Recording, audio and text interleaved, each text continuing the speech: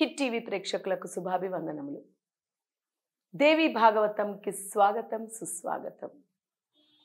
ఆ తల్లి యొక్క లీలలు తలుచుకుంటూ ఉంటేనే, ఆ తల్లి యొక్క నామము వింటూ ఉంటేనే పులకరించిపోతూ ఉంటుంది ఈ యొక్క హృదయము, ఈ ఆత్మ, ఈ జీవాత్మ.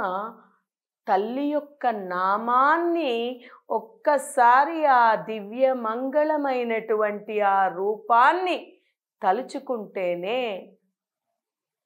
తనని తాను మరిచిపోయేటువంటి స్థితి వస్తుంది.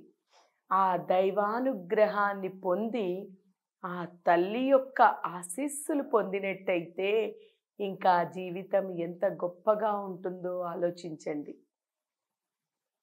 ఇక్కడ కర్మ ప్రభావముతోనే, అంటే జీవుడు తెలుసుకోనంతసేపు మాధవుడే, అంటే దేవతలు సైతం ఈ భూమికి వచ్చి, ఆ దేవతలు సైతం ఆ దైవశక్తిని తెలుసుకోలేకుండా కర్మబంధాలలో చిక్కుకుంటే కర్మ ఫలము తప్పదు.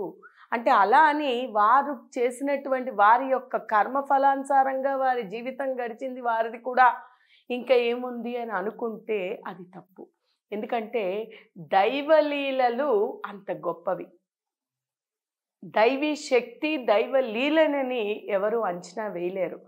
దేవతలకి లేకపోతే ఇది ఒక కారణంగా, అంటే ప్రతిదీ కూడా వారికి కారణంగా వస్తుందన్నమాట.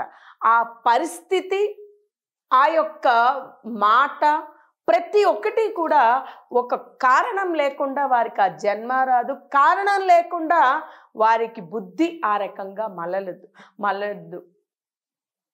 ఎప్పుడైతే ఈ దైవ కార్య నిమిత్తంగా వారు, విష్ణువు సైతం దైవ కార్య నిమిత్తంగా ఆయన చెయ్యాల్సినటువంటి పని, కర్మ ఆయనకి ఉంది కాబట్టి కర్మబంధంలోని చిక్కుకోవడం తప్ప వారికి కర్మ ఏమాత్రము ఉండదు.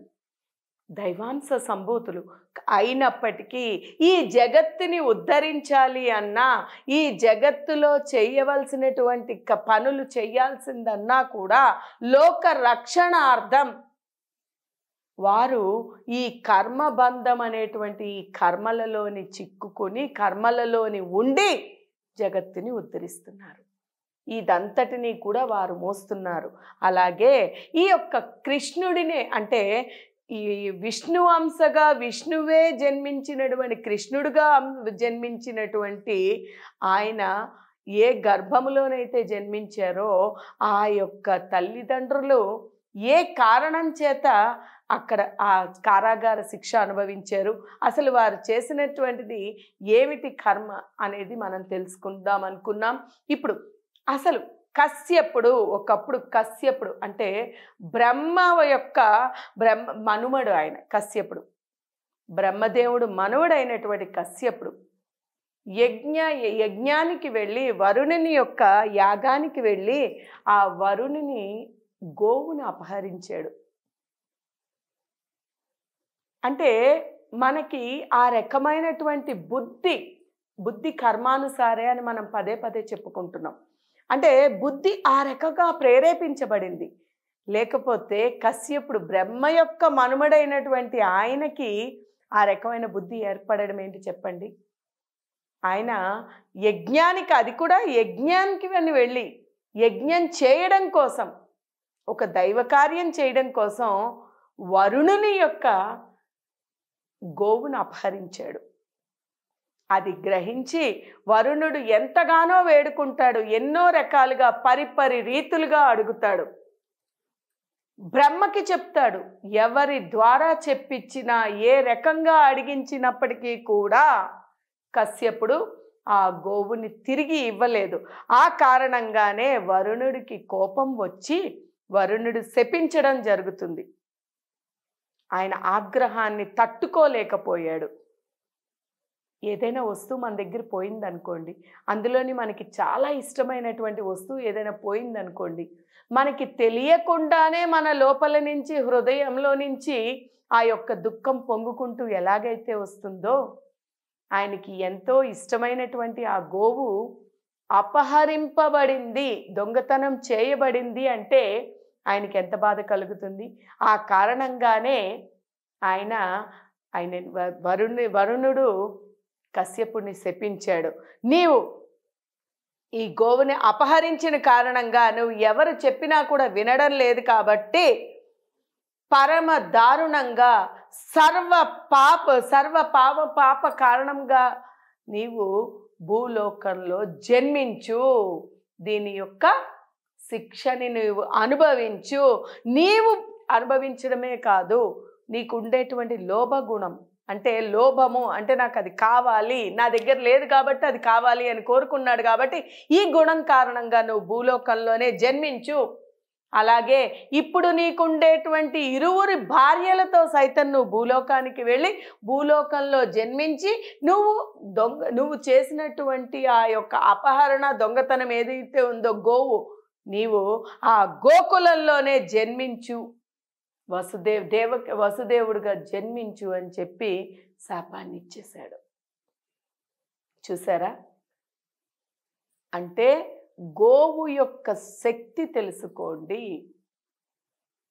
మనం ఇంతకు ముందు కూడా తెలుసుకున్నాం. 1వ అధ్యాయం 1వ అధ్యాయంలో వస్తుంది. అప్పుడు కూడా మనం తెలుసుకున్నాం, వశిష్ఠుని యొక్క గోవుని అపహరించిన కారణంగానే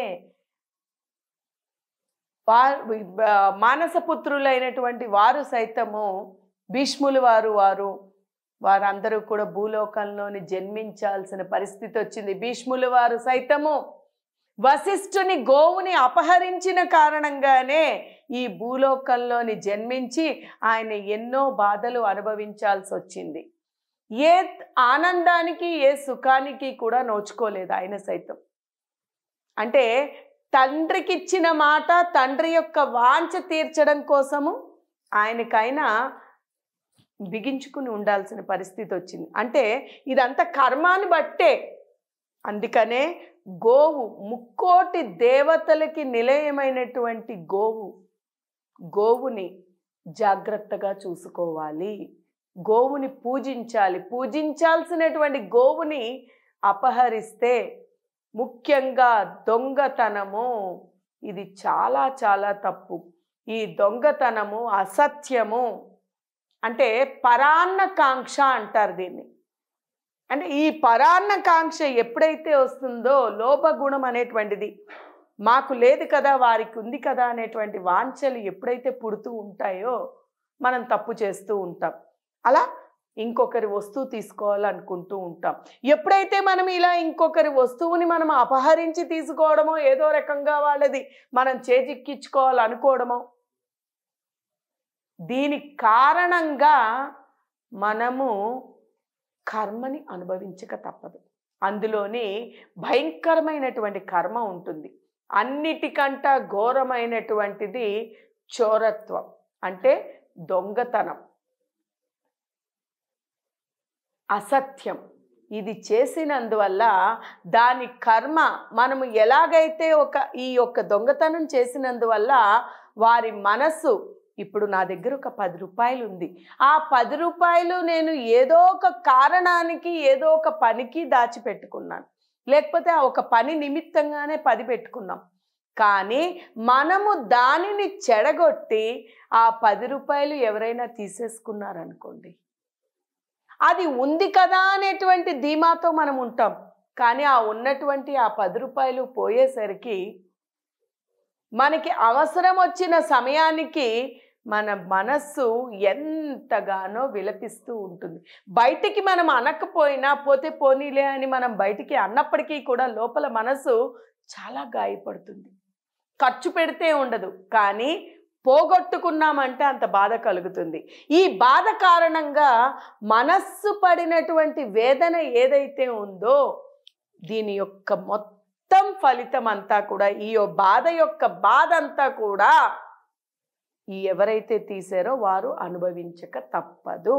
అందువల్ల దానంత ఘోరం, పాప కర్మల యొక్క ఫలము ఎంత ఘోరంగా ఉంటుందో అర్థం చేసుకొని మనం అటువంటి తప్పులు చేయకుండా ఉండాలి తప్ప ఎప్పుడు చేయకూడదు అని మన అందరం గ్రహించాలి.